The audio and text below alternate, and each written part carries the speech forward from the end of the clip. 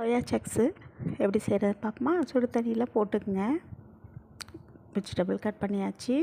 பேனில் இஞ்சி பூண்டு வதக்கியாச்சு. இஞ்சி பூண்டு வதக்குங்க. நல்லா வதங்கணும். நல்லா வதங்கினா தான் டேஸ்ட்டாக இருக்கும். தேவைன்னா குடமிளகாய் சேர்த்துக்குங்க. அதுக்கப்புறம் நல்லா வெங்காயத்தை போட்டு வதக்கிக்கங்க. நல்ல வெங்காயம் வதங்கணும். அப்போ தான் டேஸ்ட் நல்லாயிருக்கும். மசாலா ரெடி ஆகிட்டு இப்போ வதக்குனதை தண்ணி ஊற்றிக்கலாம்.